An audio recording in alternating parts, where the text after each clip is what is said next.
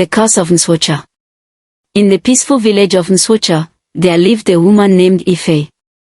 Ife was renowned for her exceptional cooking, and her food was considered the best in the entire village. Everyone called her Ife the cook because people traveled from nearby villages just to taste her meals. Every day, she would set up her stall by the village square and cook delicious dishes that filled the air with mouth-watering aromas. Ife had a daughter, Adiz, whom she adored deeply. Adiz was 10 years old, full of life and curiosity, and she loved helping her mother at the store. Ife worked hard every day, not only to feed the villagers but also to take care of Adiz after her husband passed away shortly before their daughter was born. Despite her struggles, Ife never lost her smile and never complained about the hardships she faced. The villagers admired Ife for her resilience and kindness. She had built a reputation not only for her food but also for her heart. She and Adiz were inseparable, their bond stronger than ever, and they were the picture of happiness in Nswocha. One day, a well-known young man in the village, Obina, came to Ife's stall to enjoy his usual meal. He smiled warmly at Ife, praising her food as the best he had ever tasted. But later that evening, something terrible happened. Obina suddenly fell ill, collapsing at his family home. He vomited blood, sending shockwaves through the village. In Nswocha, vomiting blood was always linked to poisoning. The news spread quickly. Obina died before the night was over, and the village was in mourning. But the whispers started immediately. Ife's food must have been poisoned. It didn't take long for those whispers to turn into accusations. How could someone they had trusted do such a thing? The villagers were enraged, and without giving Ife a chance to explain, they stormed her stall the next morning, screaming accusations of murder. They dragged her into the village square, refusing to listen to her pleas. The once-adored cook became a hated figure in a matter of hours. Before anyone could stop them, the villagers threw stones at Ife, fueled by their anger. Adiz, hidden behind a corner, watched in horror as her mother fell to the ground, lifeless. The villagers had taken the only person she had left in the world. After Ife's death, the village decided to send Adiz to a neighboring village called Izioma, where her uncle Chijioke lived. Chijioke welcomed Adiz with open arms, saddened by the tragedy. His family treated Adiz like their own, trying their best to fill the void left by her mother's death. As time passed, Adiz slowly healed. She found joy in playing with her cousins and helping around the house, but the memory of her mother's brutal death haunted her. She often wondered what had truly happened that day. Why would the villagers believe her mother would poison anyone? One evening, when Adiz was 18, Uncle Chijioke called her to sit with him. He had been keeping a secret from her, a secret that weighed heavily on his heart. Adiz, I need to tell you the truth about your mother's death, he began. Chijioke explained how Obina had died after eating Ife's food and how the villagers, blinded by anger, had blamed her for his death. Adiz listened in disbelief as her uncle revealed how the villagers had stoned her mother to death without giving her a chance to defend herself. Tears filled Adiz's eyes as she realized the full weight of the injustice that had been done. But there was more to the story, Chijioke warned. He told Adiz that not everything was as it seemed. There had always been rumors in the village about dark forces at play, forces that may have had a hand in her mother's fate. Years passed, and Adiz couldn't shake the desire to clear her mother's name. She decided to return to Nswocha and start fresh, just like her mother had before her. Maybe the villagers had moved on from the tragedy, and she could rebuild her life there. Adiz set up a food stall, determined to follow in Ife's footsteps. She cooked the best meals she could, but day after day, the villagers passed her by. They remembered the tragedy, and they still feared that Adiz's food would bring them the same fate as Obina. Adiz refused to give up. She held on to hope that one day the villagers would give her a chance. But each day her store remained empty, and the whispers about her mother's past haunted her. One evening, as Addis walked home, tears filled her eyes. The weight of loneliness was heavy on her heart. As she trudged along the path, she suddenly noticed an old woman standing in the shadows. The woman was hunched, with eyes that seemed to glow in the fading light. Addis had never seen her before, but she felt an immediate sense of unease. The old woman smiled a crooked grin that sent shivers down Addis' spine. "Why are you crying, my dear?" the woman asked softly. Addis hesitated but eventually shared her troubles. The villagers wouldn't buy her food because of what happened to her mother. The old woman nodded knowingly and said, "There's something missing from your food, child. Something that will make the villagers come to you." Addis blinked in confusion. "What do you mean? I cook as well as my mother did." The old woman's smile widened. "It's not about how it tastes. There's a secret ingredient you need." She leaned in closer and whispered, "Your pubic hair." Addis' eyes widened in shock. "My pubic hair? No. That's disgusting," she recoiled, stepping back from the old woman. The thought of such a thing made her stomach turn. How could anyone suggest something so vile? But the old woman's grin remained, unbothered by Addis' reaction. "It's the only way, child. Your mother refused our help, and look where it got her. She thought she could succeed on her own, but the village turned on her." The woman's voice grew darker, her eyes narrowing. "We, the Umu Eneni, the ancient witches of Nsocha, don't take kindly to rejection." Addis felt a cold shiver run down her spine. The realization hit her hard. This woman wasn't just any old villager, she was a witch, one of the Umu Eneni. The rumors she had heard about dark forces in Nsocha were true. Addis' heart pounded as she struggled to process the witch's words. "But my mother wasn't involved in witchcraft," she stammered. "She was just a cook." The witch's smile faded.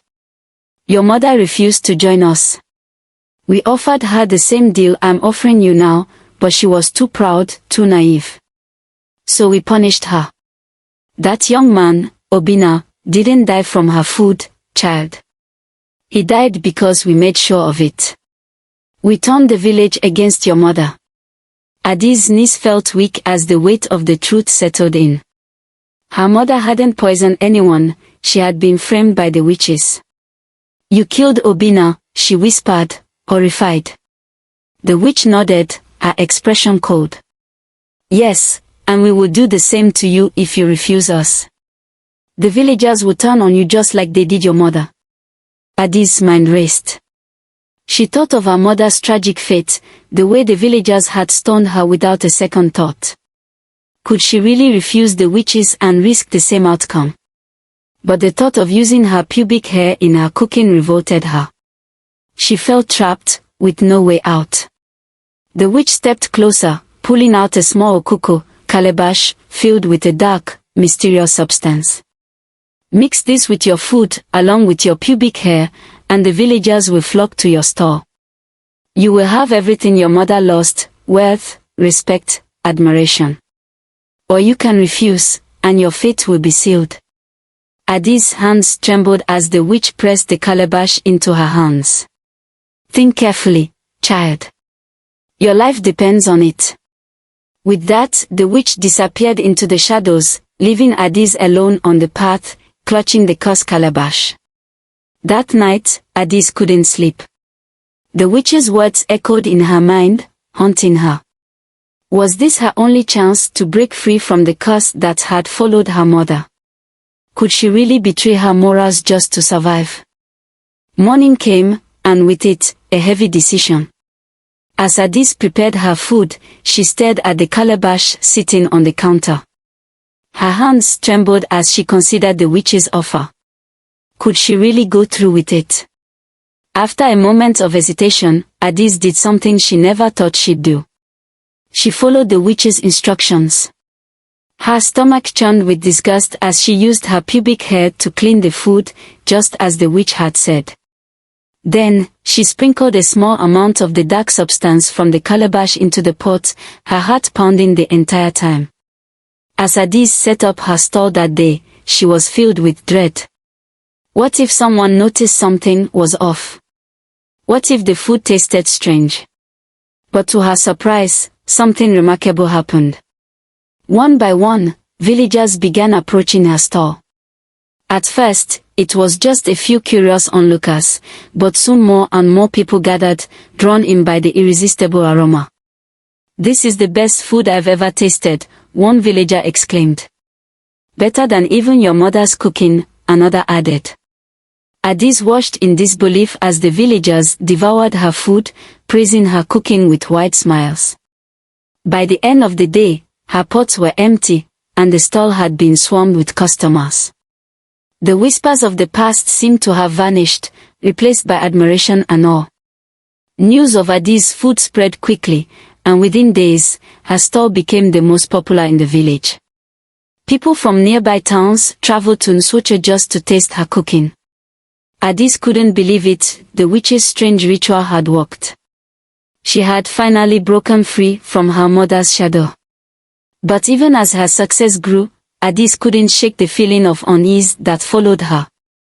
She had done something terrible, something she could never tell anyone about. The price of her success weighed heavily on her conscience. As the months passed, Adis' stall expanded, and she began making more money than she had ever imagined.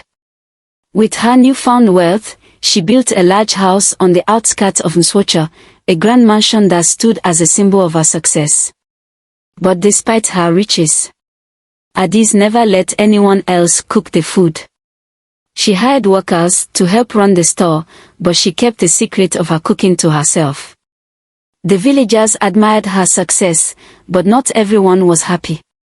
The women of the village began to notice how much attention their husbands gave to Adis' store. They whispered among themselves, growing jealous and suspicious. "There's something strange about her food," they muttered. "How could she rise to the top so quickly?" The gossip spread like wildfire. Rumors began to circulate that Adis was using witchcraft to attract customers. The women were convinced that she had some sort of power over the men in the village, and they vowed to uncover her secret.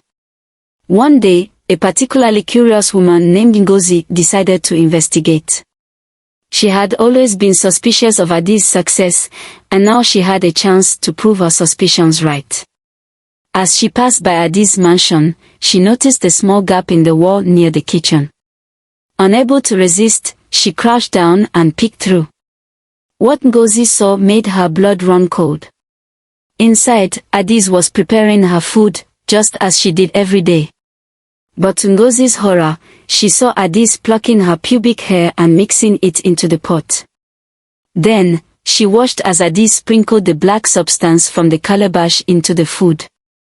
Ngozi stumbled back, her heart racing. "Witchcraft," she whispered to herself, horrified by what she had just witnessed. Without hesitation, Ngozi ran to the village square and told the other villagers what she had seen. It didn't take long for the news to spread, and soon a crowd had gathered, demanding answers from Adis. The villagers stormed Adis' mansion, dragging her into the square. "Is it true?" one of the village elders demanded. "Have you been using witchcraft in your cooking?" At first, Adis wanted to deny it, to lie and protect herself. But the guilt was too heavy, and she could no longer keep the truth hidden. With tears in her eyes, she confessed everything, the witch, the ritual, and the secret behind her success. The villagers were furious. They had trusted Adis, and now they felt betrayed. Some demanded that she be punished, while others whispered about what should be done. The village elders called upon the Dibia, oracle, a wise woman known for her spiritual guidance, to decide Adis' fate. The Dibia looked at Adis sternly and spoke, "You have sinned greatly, Adis. You have two choices. You can either sacrifice your womb to the witches, as they demand, or face death for your crimes." Adis' heart sank. She had already refused the witch's demand for her womb, but now the choice was clear: give up the chance to have children or lose her life. After a long pause, Addis made her decision. "I choose life," she whispered, her voice barely audible. The dibia nodded solemnly. "Very well," she said. "You will live, but your punishment will be severe. You are forbidden from ever selling food in this village again. You must live in Swocha and never return." The crowd murmured, some relieved that Addis had not been sentenced to death, while others remained angry and bitter about her deception. Addis felt a wave of relief wash over her, but it was mixed with deep sadness. She had saved her life, but at what cost? She had to abandon everything she had worked so hard for, and she would never have the family she had dreamed of. The villagers watched as Addis gathered what little she had left and prepared to leave in Swocha. Her mansion, her wealth, her food store, all of it would be left behind. Addis didn't look back as she walked away from the village that had been her home, the place where her mother had died, and where she had tried to build a life of her own. As she walked the long road out of Nswocha, Addis' mind raced. The words of the dibia and the witches haunted her. She had chosen life, but now she felt as though she had lost everything that made life worth living. The road ahead seemed bleak, and she was filled with uncertainty. After several hours of walking, Addis reached the edge of the neighboring village, Nobi. Exhausted and disoriented, she decided to rest under a large tree near the village entrance. As she sat in the shade, trying to calm her racing thoughts, an old man approached her. "You look troubled, my child," the man said kindly. His name was Onyedika, an elder from Nobi known for his wisdom and compassion. "What brings you here?" Addis hesitated, unsure if she could trust anyone anymore. But there was something gentle and warm about Onyedika, and she felt a glimmer of hope for the first time in a long while. She told him her story, leaving out the darkest details but sharing enough for him to understand her plight. Onyedika listened carefully, nodding as Addis spoke. When she finished, he sighed deeply. "You have been through much pain, Addis, and the choices you made were difficult. But you still have the strength to start again. Nobi is a place of healing, and here you can find a new beginning." Addis' heart lifted slightly at the elder's words. "But how? After everything I've done, can I truly start over?" Onyedika smiled. "The past cannot be changed, but the future is in your hands. You can learn from your mistakes and rebuild. There is no shame in seeking redemption." With Onyedika's guidance, Addis found a small, humble home in Nobi and began her life anew. She decided to leave behind the world of cooking, knowing that it was tied to too much pain and darkness. Instead, she began working with local women, helping them in their businesses and learning new skills that did not involve the kitchen. As the months passed, Addis started to find peace in her new life. She had made friends in Nobi, and the people there welcomed her without judgment. Onyedika became a mentor to her, teaching her about the values of humility, forgiveness, and resilience. But despite the peacefulness of her new life, Addis could not forget the past. The memory of the witch and the terrible rituals she had performed weighed heavily on her soul. The witches had not come for her after she left Nswocha, but she always feared they might return one day to collect the price she had refused to pay. One evening, as Addis was walking by the river that ran through Nobi, she encountered a young woman sitting by the water, crying softly. Her name was Uju, and she had recently lost her family to an illness that had swept through the village. Addis felt a pang of empathy. She knew all too well the pain of loss. Uju and Addis began talking, and over time, they became close friends. Uju's sadness reminded Addis of her own struggles, and helping her gave Addis a sense of purpose she hadn't felt in a long time.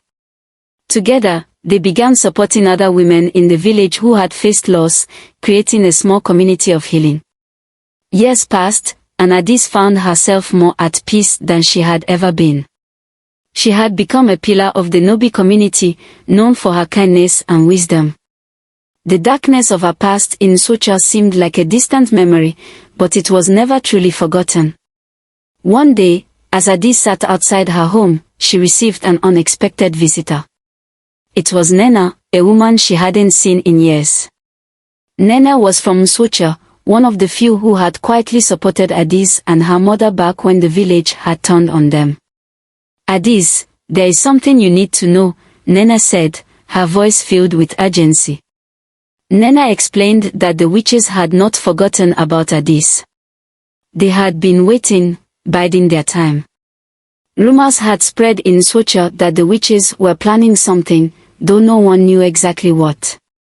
Nena had come to warn Adis to be cautious, as the witches might try to come for her, even after all these years. Adis' heart raced. She had thought she had escaped the witches' grasp, but the news that they were still watching her filled her with dread. "What can I do?" she asked, panic rising in her chest. Nena looked at her with determination. "You are not the same girl you were when you left Nsocha. You have grown stronger and wiser. You don't need to fear them anymore. Together, we can stand against them." Adis had never considered confronting the witches head-on, but Nena's words ignited a fire in her heart. She had spent so many years running from the past, but now it was time to face it. With Nena's help, Adis began to prepare herself, mentally and spiritually, for the confrontation she had been avoiding for so long. They sought the guidance of Onyedika, who taught them rituals of protection and strength. The witch's power was great, but so was the power of unity and resilience. Adis realized that this was her chance to not only protect herself but also to finally honor her mother's memory by standing up to the forces that had destroyed her life. The day came when the witches finally appeared. It was a cold, windy night, much like the one when Adis had first encountered the old witch. This time, however, Adis was not afraid. She stood with Nena and a group of women from Nobi, all prepared to face the dark forces. The witch's voice was as sharp as ever. "Adis, you have not paid your debt. It is time." But Adis stood tall. "I will not give you my womb, and I will not give you my life. You have no power over me anymore." The witches hissed in anger, but as they tried to advance, they were met with the strength of the women of Nobi. Onyedika's rituals created a barrier that the witches could not penetrate. Realizing that their power was being thwarted, the witches retreated, and their control over Adis was finally broken. Adis felt a weight lift from her shoulders, a sense of freedom she had not felt in years. She had faced her fears and won, not only for herself but for her mother's legacy as well. As the dawn broke, the village of Nobi gathered to celebrate.